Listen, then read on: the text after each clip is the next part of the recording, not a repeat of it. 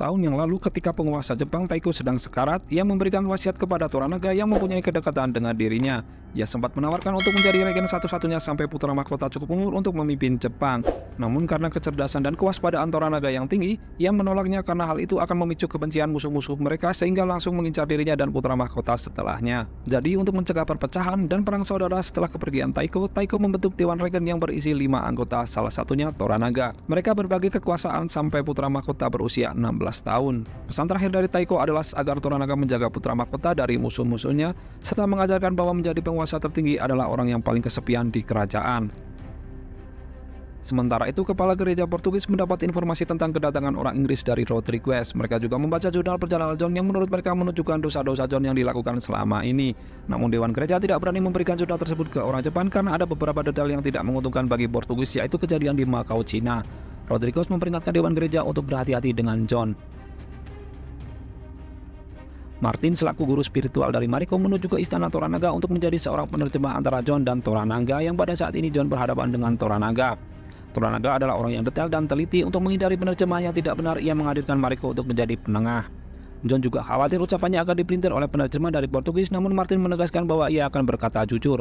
Toranaga lalu memulai pertanyaan kenapa John dan si penerjemah bermusuhan, dari negara mana John berasal, dan kenapa negara John dan negara Martin berperang. Martin menerjemahkan dengan benar kepada John, begitu juga ke Toranaga. John menjelaskan bahwa negara mereka menolak diintimidasi oleh Portugis dan agama mereka yang berbeda.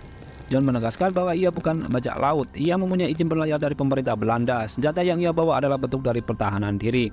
Toranaga menggertak bagaimana jika ia menjadi seorang yang menghalanginya dan menjadi musuhnya. John menjawab bahwa ia tidak akan bisa menang dari Toranaga. Perbincangan mereka pun dihentikan oleh Ishido yang datang. Ishido heran kepada Toranaga bahwa hari-harinya yang semakin mendekati kematian, namun Toranaga masih penasaran dengan orang asing. Toranaga menjelaskan bahwa orang asing tersebut tidaklah penting bagi dirinya. Ia pun lalu menyuruh anaknya untuk membawa John ke penjara untuk ditahan. Mariko mempunyai seorang suami dan anak laki-laki. Terlihat hubungan mereka kurang harmonis. Suami Mariko bernama Buntaro bertanya kepada Mariko kenapa ia dipanggil oleh Toranaga ke istananya. Mariko menjelaskan bahwa ia menjadi penerjemah Toranaga saat berbicara dengan seorang barbarian. Terlihat Buntaro kurang menyukai ketika istrinya keluar dari rumah. Datanglah ayah mertuanya yaitu Toda Hiromatsu dan memanggil Mariko untuk menghadap Toranaga kembali karena ia akan mengadakan pertemuan. Saat pertemuan, Toranaga meminta pendapat Mariko soal pertemuan sebelumnya dengan barbarian. Mariko memberikan pendapat jika mereka harus mewaspadai barbarian tersebut. Toda masih bingung dengan keingintahuan Toranaga ke barbarian tersebut. Ia bertanya apa hubungannya dengan rencana pelengseran Toranaga. Toranaga menjelaskan bahwa ia mendapatkan sebuah informasi dari mata-matanya bahwa kedatangan John membuat orang Portugis khawatir dan meminta para regen yang menganut Kristen untuk melenyapkan John. Toranaga memanfaatkan John untuk memecah belah Dewan Regen. Saat di penjara, John bertemu dengan seorang tahanan orang asing. Ia sama-sama dijebloskan ke penjara oleh orang Portugis. Di dalam penjara berisi orang-orang yang akan dieksekusi mati setiap jamnya. Saat John menjelaskan bahwa ia dibawa oleh Toranaga ke Osaka, tahanan asing tersebut menjelaskan dan menceritakan orang-orang penting di Dewan Regen serta situasi politiknya dan posisi Toranaga yang akan dieksekusi mati oleh Dewan Regen yang dipimpin oleh Ishido. Yang artinya apabila Toranaga menganggap bahwa John sekutunya, John akan kesulitan keluar hidup-hidup dari Jepang. Para Dewan Regen sedang berkumpul membahas tentang pengumpulan suara untuk mengeksekusi Toranaga. Sebelum itu, salah satu regen yang menganut Kristen bernama Sukiyama menanyakan soal orang barbarian yang masuk ke Osaka. Ia menginginkan orang barbarian tersebut dieksekusi mati sebelum pemungutan suara karena kejahatannya terhadap orang-orang Kristen. Tentu saja Ishido menolaknya. Ia tidak ingin menunda keputusan untuk segera mengeksekusi Toranaga. Namun ia kalah suara karena salah satu regen bernama Ono juga mendukung eksekusi John terlebih dahulu. Tentu saja Ono juga penganut Kristen Katolik. Kembali ke John, ketika para tahanan menunggu waktu eksekusinya, ia mendapatkan informasi tentang tujuan jahat para agamawan Portugis di Jepang. Mereka ingin menguasai perdagangan dengan kapal hitam mereka dan menyelundupkan senjata ke pangkalan mereka di Macau, Cina. Ratusan tentara Jepang disiapkan dan masuk Katolik, namun para penguasa di Jepang tidak mengetahui hal tersebut. John yakin informasi tersebut yang bisa menyelamatkannya. Kapten kapal hitam yang memuat barang dagangan menuju Macau mulai gusar karena belum ada izin dari pemerintah Jepang untuk berlayar khususnya dari Toranaga yang mempunyai jabatan urusan luar negeri. Ia menekan Pastor Martin untuk segera mengeluarkan surat izin berlayar karena bisa mengancam bisnis mereka. Pastor Martin menuju ke kediaman Toranaga dengan membawa dokumen-dokumen penting. Sebelumnya, ia menemui Mariko untuk memperingatkan bahwa jangan percaya dan terpengaruh oleh John si Barbarian. Ishido bertemu dengan Kashigi. Ternyata Kashigi bekerja sama dengan Ishido. Ishido menanyakan tentang orang Barbarian yang ia bawa dan apa hubungannya dengan Toranaga. Kasigi menjelaskan bahwa Toranaga mempunyai ketertarikan bahwa barbarian tersebut membenci Portugis. Hal itu akan mempengaruhi para regen Kristen. Jika Toranaga mati dan Isidro berkuasa, posisi ia tidak diuntungkan. Jika regen Kristen dan Portugis bersatu akan merepotkan. Namun Isidro tidak bisa berbuat banyak karena ia kalah jumlah vote untuk segera mengeksekusi si barbarian. Kasigi mempunyai rencana untuk mengatasinya. John dijemput untuk dieksekusi, mata ia ditutup lalu dibawa ke suatu tempat. Saat di perjalanan, rombongan John disergap oleh beberapa bandit suruhan Kasigi. Namun setelah itu Kasigi juga membantai bandit suruhannya agar terkesan ia yang menyelamatkan John dari para bandit.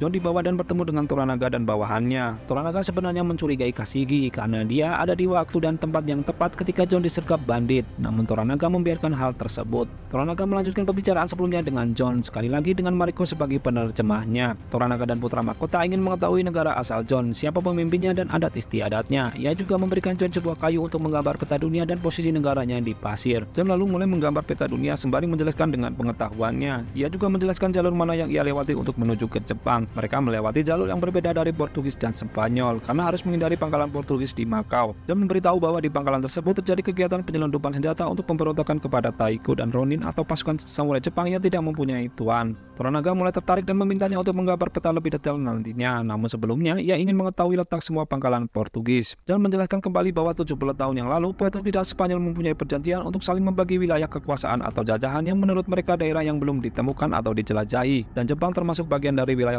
Portugis dan milik Portugis. Portugis dan Spanyol berhak mengklaim wilayah yang mereka temukan untuk mengganti sistem pemerintahannya yang sebelum non-Katolik dengan Katolik. Toranaga mulai geram dengan cerita tersebut lalu menanyakan tujuan utama John datang ke Jepang. John pun menjawab ia ingin mengajak Jepang untuk melawan bersama musuh mereka. Toranaga memberitahu bahwa perang tersebut akan sulit John menangkan karena ia kalah jumlah. Namun jawaban John yang optimis membuat Toranaga semakin tertarik dengan dirinya. Lalu ia memberikan John tempat tinggal yang layak dan aman. Kembali ke Pastor Martin yang menemui Toranaga untuk meminta izin kapal hitam mereka untuk segera berlayar. Toranaga menanyakan tentang profit yang akan mereka dapatkan dan menunda untuk menyetujui keberangkatan kapal hitam. Toranaga juga ingin mengetahui informasi tentang pangkalan yang gereja buat di wilayahnya sebelum negosiasi lebih lanjut. Tentu saja hal itu membuat para petinggi gereja Portugis geram dan menyuruh salah satu dewan regen Kristen untuk mengatasinya. Hingga suatu malam di tempat tinggal Toranaga saat semua orang terlelap, Toranaga menyadari akan ada kejadian di malam tersebut. Ia pun mulai mempersiapkan sesuatu. Benar saja seorang pembunuh bayaran yang menyamar menjadi pelayan memulai aksinya untuk mengincar Toranaga. Namun aksi pembunuh bayaran tersebut digagalkan Toranaga. John terluka saat mencoba membantu Toranaga.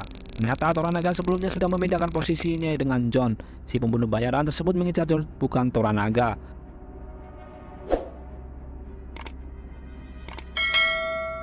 Penasaran dengan kisah selanjutnya? Jangan lupa like, komen, dan subscribe.